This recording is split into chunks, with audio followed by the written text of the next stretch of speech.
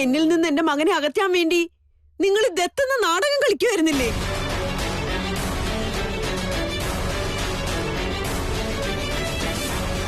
എന്താ മുതലാളി സംസാരിക്കാതിരിക്കുന്നേ? സത്യമല്ലേ ഞാൻ പറഞ്ഞത്? നിങ്ങൾ ആദ്യമേ ഇതെല്ലാം പ്ലാൻ ചെയ്ത് വെച്ചിട്ട് ദത്തെടുക്കുവാന്ന് കള്ളം പറഞ്ഞതല്ലേ?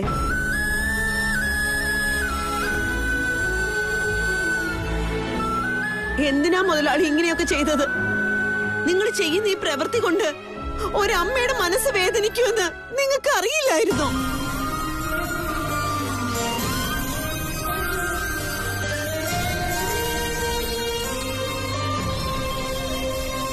മനസ്സ് വല്ലാതെ വിഷമിക്കുന്നു മുതലാളി. ഞാൻ അവനെ സ്നേഹിച്ച് കൈവെള്ളയിൽ വെച്ചാ വളർത്തിയത്. എന്റെ കൺവിട്ടത്തുനിന്ന് ഞാൻ മാറ്റിയിട്ടില്ല അവനെ. അവൻ നിങ്ങളുടെ മകനാണെന്ന് എങ്ങനെ പറയാൻ പറ്റും മുതലാളി? നിങ്ങൾ കള്ളം പറഞ്ഞുകൊണ്ടിരിക്കുവല്ലേ?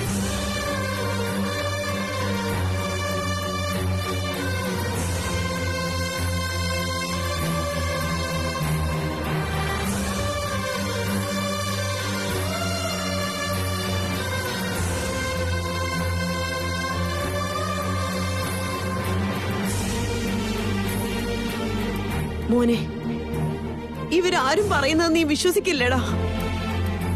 ഞാനാടാ നിന്നെ നൊന്ത് പ്രസവിച്ച അമ്മ. എന്നെ നിനക്ക് വിശ്വാസമില്ലേ? എന്നെ വിശ്വാസമില്ലടാ മോനെ. എനിക്ക് വിശ്വാസമാണെന്നേ. നിങ്ങൾ തന്നെയാണ് എന്റെ അമ്മ.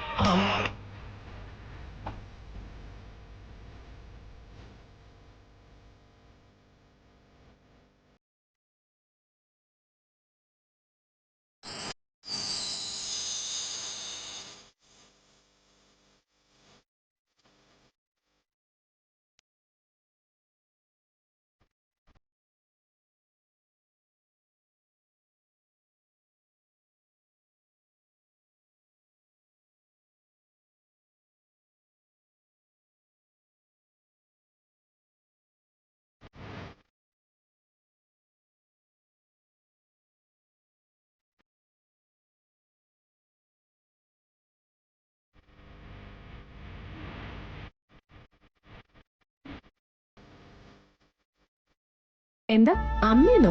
ഇങ്ങനെയൊക്കെ വിളിക്കാനായിട്ട് എന്ത് ധൈര്യമുണ്ടാ നിനക്ക്? അവൻ ഈ വീട്ടിലെ മകനായിരിക്കുന്നത് അദ്ദേഹത്തിന് മാത്രമാണ്, നമുക്കാർക്കും അല്ല. എത്ര തവണ പറഞ്ഞിട്ടുണ്ട് നിന്നോട് ബന്ധങ്ങളുടെ പേരും പറഞ്ഞ് ഞങ്ങളെ ആരെയും വിളിക്കരുതെന്ന്? അമ്മാവൻ, അമ്മ, അനിയത്തി എന്നൊക്കെ വിളിക്കാൻ എന്ത് യോഗ്യതയുണ്ട് നിനക്ക്? എനിക്ക് നിന്റെ വായ കൊണ്ട് അമ്മയെന്ന് വിളിക്കുന്നത് കേൾക്കാൻ ഒട്ടും ഇഷ്ടമല്ല. മോനെ, ഒരു നിമിഷം പോലും നമ്മൾ ഈ വീട്ടിൽ നിൽക്കാൻ പാടില്ല. ഇനി നമ്മൾ ഇവിടെ നിന്നാ ഇവരെല്ലാവരും കൂടെ ചേർന്ന് ഇനി നമ്മളെ തമ്മിൽ അകറ്റും.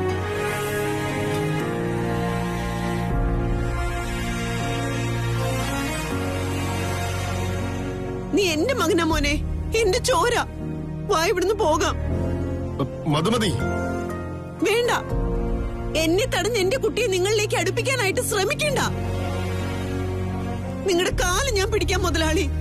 എന്റെ കുഞ്ഞിനെ എനിക്ക് തന്നെ തന്നേക്ക്. അവനെ അകറ്റല്ലേ. അല്ല മധുമതി, തൃശൂൽ.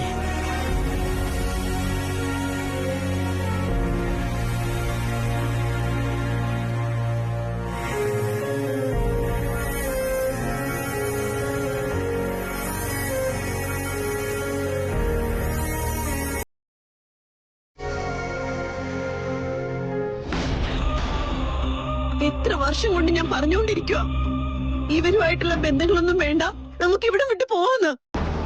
ആരും എന്റെ വാക്ക് കേട്ടതേയില്ല. ഇപ്പൊ നോക്ക്, നമ്മളിൽ നിന്നെല്ലാം തട്ടിപ്പറിക്കാനും അകറ്റാനും അവര് നോക്കുന്നത്. പണക്കാരുടെ സ്വഭാവം ഇങ്ങനെ തന്നെയാ. എല്ലാം അവർക്ക് സ്വന്തമാക്കണമെന്ന് ആഗ്രഹിക്കും. പാവപ്പെട്ടവരുടെ കഷ്ടപ്പാടും ദുരിതങ്ങളും ഒക്കെ അവർക്കറിയണ്ടല്ലോ.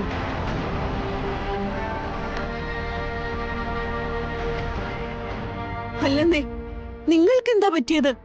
മുതലാളി അവിടെ നിന്ന് ഇങ്ങനെയൊക്കെ പറഞ്ഞിട്ടും നിങ്ങൾ എന്താ ഒന്നും മിണ്ടാതെ നിന്നത്? അവരോട് തിരിച്ചൊന്നും ചോദിക്കണമെന്ന് തോന്നിയില്ലേ നിങ്ങൾക്ക്?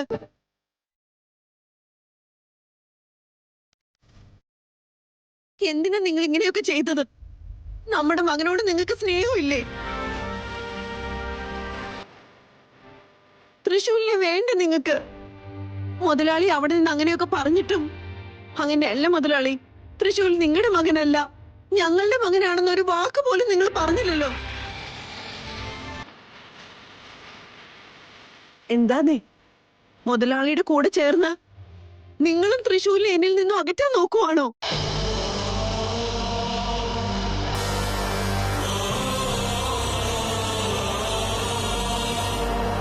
സംസാരിക്ക, എന്തെങ്കിലും ഒന്ന് പറയ. എന്താ സംസാരിക്കാൻ പറ്റുന്നില്ലേ? എനിക്കറിയാം നിങ്ങൾ ഒരു വാക്കും മിണ്ടില്ലാന്ന്. എന്താന്ന് വെച്ചാ നിങ്ങൾക്ക് മുതലാളിയോട് ഏറ്റവും കൂടുതൽ സ്നേഹം. അവർക്ക് വേണ്ടി നിങ്ങൾ നിങ്ങളുടെ ജീവൻ പോലും കൊടുക്കാൻ തയ്യാറാ. പിന്നെ ജന്മം കൊടുത്ത മകനെ കൊടുക്കുന്നതിൽ എന്താ, അതിന് നിങ്ങൾ തയ്യാറായിരിക്കും അല്ലേ? പക്ഷെ ഞാനത് ചെയ്യില്ല. ഒരു കാരണവശാലും എന്റെ മകനെ ഞാൻ ആർക്കും കൊടുക്കില്ല.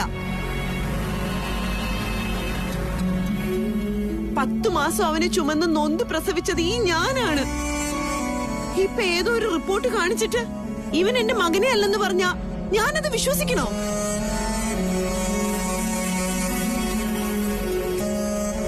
പൈസയുള്ളവർ ആഗ്രഹിക്കുന്നതൊക്കെ വാങ്ങുന്നു പറയുന്നത് ശരിയാ. എന്നുവെച്ച് മറ്റൊരാളുടെ സന്തോഷം തല്ലിക്കെടുത്തിട്ടാവരുത് അതൊന്നും. നിങ്ങളുടെ മുതലാളി ഇറങ്ങി തിരിച്ചിരിക്കുന്നതും അതിനാണ്. അമ്മയുടെ കയ്യിൽ നിന്നും മകനെ തട്ടിപ്പറിക്കാൻ നോക്കുവാണ്. എന്ത് ദുഷ്ട മനസ്സാണ് അവരുടേത്.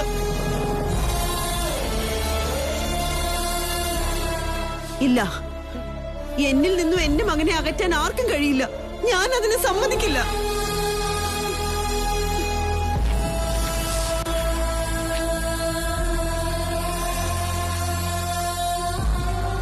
മോനെ, എന്താ ഇതെല്ലാം? നിന്നെ ദത്ത് മകനായിട്ട് എടുക്കാമെന്ന് പറഞ്ഞിട്ട് എനിക്ക് ഇഷ്ടമില്ലാതിരുന്നിട്ടും വിഷമത്തോടെ സമ്മതിക്കായിരുന്നു. എന്നാൽ ഇപ്പോ നീ എന്റെ മകനെ അല്ലെന്നാണല്ലോ പറയുന്നത്. ഞാൻ എന്താടാ ചെയ്യേണ്ടത്? നീ എന്റെ മോനാടാ. നിന്നെ പെറ്റു പോറ്റിയത് ഞാനാടാ. നീയെങ്കിലും എന്നെ ഒന്ന് വിശ്വസിക്കടാ. എന്തിനമ്മ ഇങ്ങനെയൊക്കെ പറഞ്ഞോണ്ടിരിക്കുന്നത്? ആരെന്ത് വേണമെങ്കിലും പറഞ്ഞോട്ടെ. എന്നായാലും നിങ്ങളാണ് എന്റെ അമ്മ. എന്നെ വിട്ട് നീ പോകില്ലല്ലോ? എന്റെ കൂടെ തന്നെ ഉണ്ടാവില്ലേ? ഇല്ലമ്മ, ഞാൻ നിങ്ങളെ വിട്ട് എങ്ങോട്ടും പോകില്ല. ഞാൻ എന്നും അമ്മയുടെ കൂടെ തന്നെ. എനിക്കത് മാത്രം മതി തൃശ്ശൂർ. ആരെന്ത് വേണേ പറയട്ടെ, എന്ത് വേണേ ചെയ്യട്ടെ, നീ എന്റെ കൂടെ തന്നെ ഉണ്ടാവുമല്ലോ. എനിക്കത് മാത്രം മതി. വാമോനെ, ഇനി നമുക്ക് ഈ വീട്ടിൽ നിൽക്കണ്ട. പെട്ടെന്ന് തന്നെ ഇവിടുന്ന് പോവാൻ നമുക്ക്. ഈ പണക്കാരുടെ കൂടെയുള്ള ജീവിതം മതി നമുക്ക്. ഒരു നേരം എന്തെങ്കിലും ഒന്ന് കഴിക്കാൻ കിട്ടിയാൽ മതിയല്ലോ. നീ എന്റെ കൂടെ വരില്ലേ മോനെ? അമ്മ എന്നെ എവിടേക്ക് വിളിച്ചാലും ഞാൻ വരില്ലേ? എനിക്ക് നീ മാത്രം മതി മോനെ. വാ, നമുക്കിപ്പൊ തന്നെ ഇവിടുന്ന് പോകാം.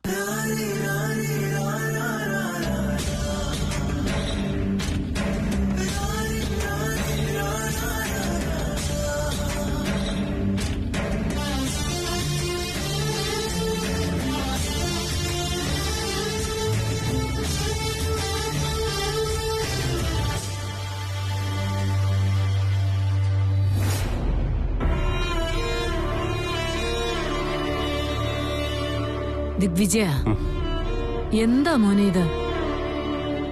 എനിക്കാണെങ്കി ഒന്നും മനസ്സിലാവുന്നില്ല.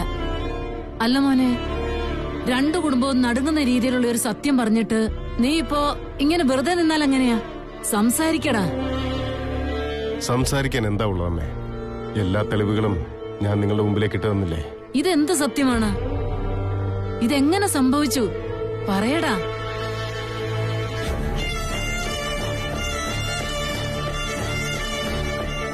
ദമയന്തി പ്രഗ്നന്റ് ആയിരുന്നത് മുതൽ എന്റെ കൺമുന്നിൽ തന്നെയായിരുന്നു. പിന്നെ മധുമതി, അവളും നമ്മുടെ വീട്ടിൽ നമ്മുടെ കൂടെ തന്നെ ഉണ്ടായിരുന്നു. പിന്നെ ഇതൊക്കെ എങ്ങനെ സംഭവിച്ചു? അതാണ് എനിക്ക് മനസ്സിലാവാത്ത അമ്മേ. എന്തോ ഒരു ദുരൂഹതയുള്ളത് പോലെ. ഡാഡി ആരോ തെറ്റിദ്ധരിപ്പിച്ചിരിക്കുന്ന ഈ കാര്യങ്ങളൊന്നും വിശ്വസിക്കില്ല ഡാഡി. DNA ടെസ്റ്റിൽ മാത്രമല്ല, എല്ലാ ടെസ്റ്റിലും തൃശൂലിന്റെ മകനാണെന്ന് തെളിഞ്ഞിരിക്കുക. ഇപ്പോ എനിക്കത് വിശ്വസിച്ചേ പറ്റൂ. ഡാഡിക്ക് ഇതൊക്കെ എവിടെ നിന്ന് കിട്ടിയേ? എന്റെ ബ്ലഡ് ടെസ്റ്റ് എപ്പോഴാണ് നടത്തിയേ? അതൊന്നും ഞാൻ ചെയ്തതല്ല. എന്റെ സുഹൃത്ത് സാമ്പൻ എനിക്ക് വേണ്ടി ചെയ്തതാണ്.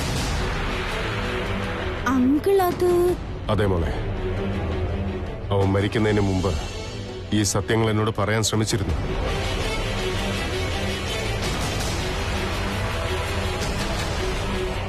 നമ്മുടെയൊക്കെ ബ്ലഡ് സാമ്പിൾസ് എടുത്തോണ്ട് പോയത് അവൻ തന്നെയാണ്.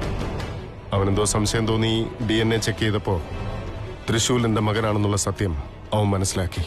അതൊന്ന് എന്നെ അറിയിക്കാൻ വേണ്ടി അവൻ ശ്രമിക്കുകയും ചെയ്തു. അളിയ, അദ്ദേഹം ഇപ്പൊ ജീവനോടെ ഇല്ലല്ലോ, പിന്നെ എങ്ങനെ മനസ്സിലായി?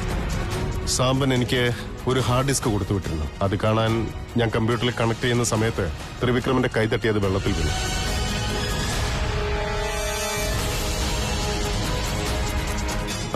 അതിലെ ഡാറ്റാസ് റിക്കവർ ചെയ്ത് തരാമെന്ന് പറഞ്ഞവൻ എടുത്തോണ്ട് പോയി. എന്തോ എനിക്കതിനു വേണ്ടി കാത്തിരിക്കാൻ തോന്നിയില്ല. അതുകൊണ്ട് അവന്റെ റൂമിൽ നിന്ന് ഞാനത് എടുത്തോണ്ട് പോയി. ഡാറ്റാസ് റിക്കവർ ചെയ്തെടുത്തു. ഈ DNA റിപ്പോർട്ട്സ് എനിക്ക് അതിൽ നിന്നാണ് കിട്ടിയത്.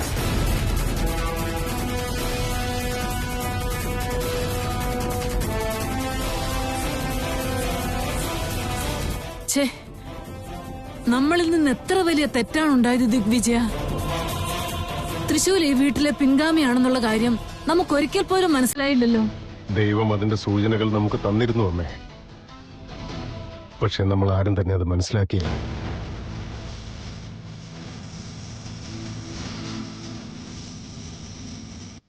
അവന്റെ രീതികൾ, അവന്റെ പെരുമാറ്റങ്ങൾ, എന്ത് കാര്യം പറഞ്ഞാലും പെട്ടെന്ന് ക്യാച്ച് ചെയ്യാനുള്ള അവന്റെ പവർ, അതൊക്കെ കണ്ടപ്പോ എനിക്ക് എന്റെ കുട്ടിക്കാലത്ത് ഞാൻ ഇങ്ങനെ ആയിരുന്നില്ല എന്ന് എനിക്ക് തോന്നിയിട്ടുണ്ട്.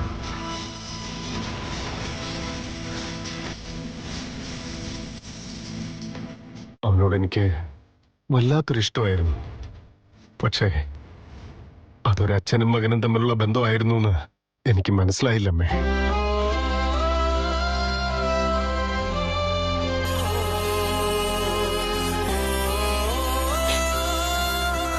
എനിക്ക് മനസ്സിലായില്ല എന്നുള്ളത് പോട്ടെ, അവന്റെ പെറ്റമ്മയല്ലേ നീ? നിനക്ക് പോലും മനസ്സിലായില്ലേ അവനെ?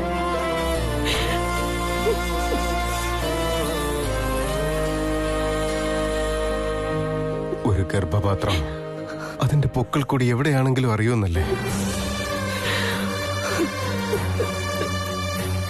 സ്നേഹവും വാത്സല്യവും സ്വന്തം മക്കൾക്കുള്ളതല്ലേ ദമയന്തി? എന്നിട്ടും നിനക്ക് അവനെ മനസ്സിലാക്കാൻ കഴിഞ്ഞില്ലല്ലോ.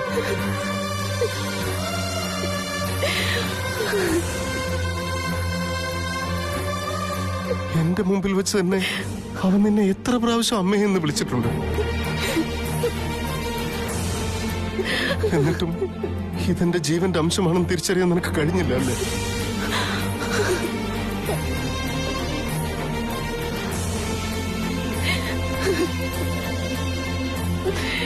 സംസാരിക്കുക ദമയന്തി.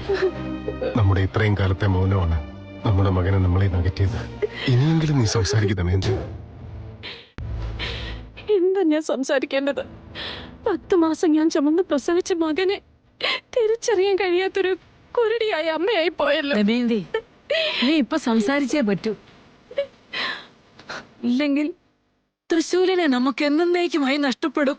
അമ്മേ, അവൻ വീട്ടിലേക്ക് വന്നപ്പോഴൊക്കെ വേലക്കാരൻ വേലക്കാരൻ എന്ന് വിളിച്ച് ഒരുപാട് അവനെ പരിഹസിച്ചിട്ടുണ്ട്.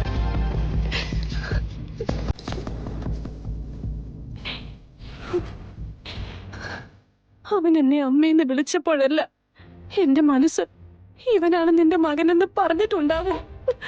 പക്ഷെ ഒന്നും തന്നെ എനിക്ക് മനസ്സിലാക്കാൻ സാധിച്ചില്ലല്ലോ.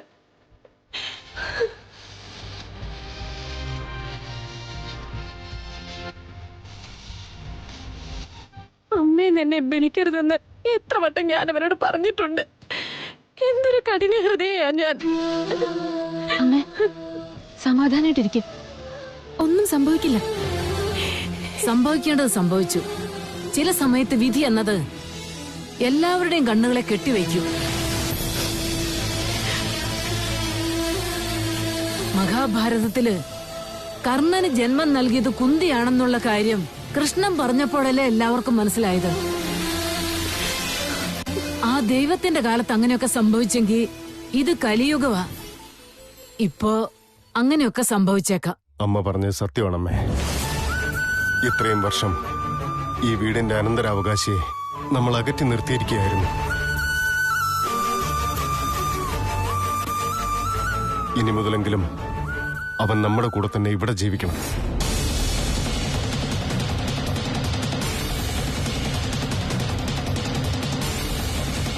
അവന് കിട്ടേണ്ട സ്ഥാനങ്ങളും മാനങ്ങളും എല്ലാം നമ്മൾ തന്നെ അവന് കൊടുക്കണം. ഇത് വല്ലാത്തൊരു കഥയായി പോയല്ലോ. ഇതൊക്കെ വെറും നുണയാ. ഇതൊന്നും എനിക്ക് വേണ്ടെന്ന് പറഞ്ഞിട്ട് ഇവിടെ നിന്ന് ഇറങ്ങി പോയതല്ലേ? വീണ്ടും ഇങ്ങോട്ട് വിളിക്കണമെന്നാണോ? വിളിച്ചേ പറ്റൂ. എന്താന്ന് വെച്ചാ അവന്റെ സിരകളിൽ ഓടിക്കൊണ്ടിരിക്കുന്നത് എന്റെ രക്തമാണ്.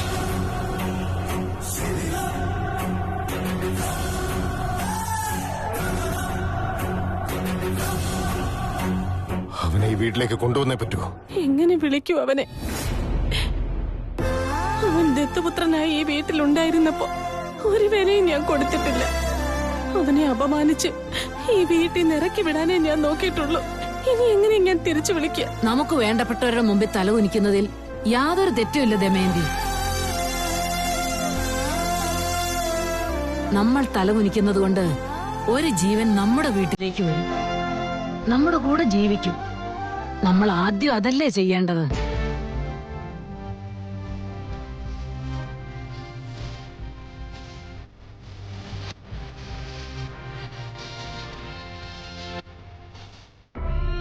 നീ ഇനി എന്താ ആലോചിക്കുന്നത്?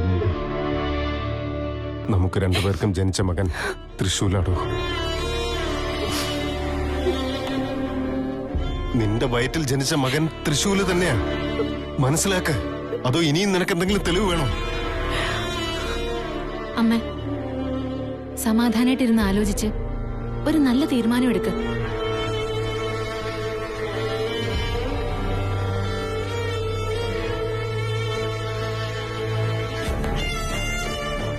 നീ ഇപ്പോ ഒരു തീരുമാനം എടുത്തില്ലെങ്കിൽ നമുക്ക് തൃശൂലിനെ തിരിച്ചു കിട്ടുമെന്ന് തോന്നുന്നില്ല ദമയന്തി. ഇല്ല, കിട്ടാതിരിക്കില്ല. ഞാൻ പ്രസവിച്ച എന്റെ മകനെ എനിക്ക് കിട്ടാതിരിക്കില്ല. നിങ്ങൾ വാ, നമുക്ക് പോയി തൃശ്ശൂരിനെ വിളിച്ചിവിടേക്ക് കൂട്ടിക്കൊണ്ടുവരാം. ദമയന്തി, നീ തന്നെയാണോ ഈ പറയുന്നത്? എനിക്ക് വിശ്വസിക്കാവോ? അതേന്നെ, വാ നമുക്ക് പോയിട്ട് വരാം. മമ്മി, അവൻ നിന്റെ അനിയനാടാ. ഞങ്ങൾ പോയി വിളിച്ചിട്ട് വരാം. വേഗം വന്നേ. മമ്മി, ഇപ്പൊ വരാം മോനെ.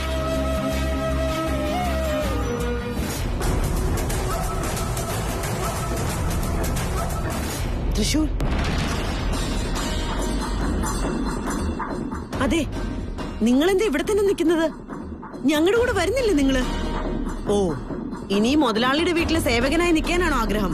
ഇനിയും അവരിൽ നിന്ന് എന്ത് നേടാനാ നിങ്ങൾ ആഗ്രഹിക്കുന്നത്? വേണ്ടെന്നേ, ഞാൻ പറയുന്നത് കേക്ക്. ഇത്രയും കാലത്തിനിടെ നിങ്ങൾ പറഞ്ഞതെല്ലാം ഞാൻ കേട്ടു. എന്നാ ഇപ്പൊ ഞാൻ പറയുന്നതൊന്ന് കേട്ടൂടെ?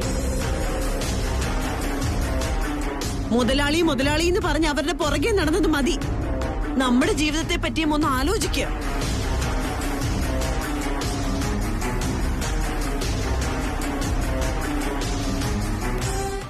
എന്താന്നേ, നിങ്ങൾക്കൊന്നും പറയാനില്ലേ? ശരി, നിങ്ങൾ എന്താന്ന് വെച്ചാ ചെയ്തോ.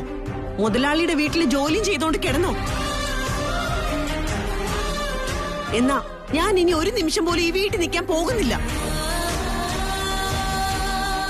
എനിക്ക് തൃശൂലാണ് പ്രധാനം. എന്നിൽ നിന്ന് എന്റെ മകനെ അകറ്റാൻ ഞാൻ ആരെയും സമ്മതിക്കില്ല. അമ്മയും മകനും തമ്മിലുള്ള ബന്ധം ആര് വിചാരിച്ചാലും ഇല്ലാതാക്കാൻ കഴിയില്ല. ആ വീടും എനിക്ക് മതിയായി, ആ വീട്ടുകാരെയും എനിക്ക് മതിയായി. വാ മോനെ, ഇവരിൽ നിന്നെല്ലാം നമുക്ക് ദൂരെ പോകാം.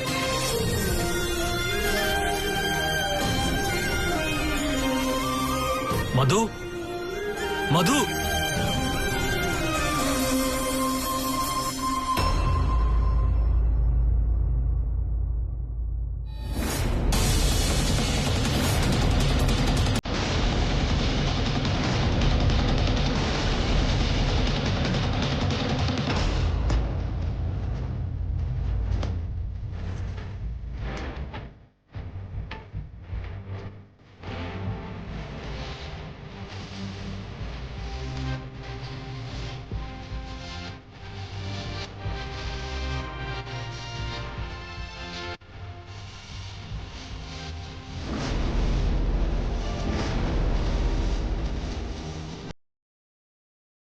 എവിടെ പോയാലും ശനിയുടെ അപഹാരം തീരില്ലെന്ന് പറയുന്നത് പോലെ വീണ്ടും വന്നിരിക്കാം.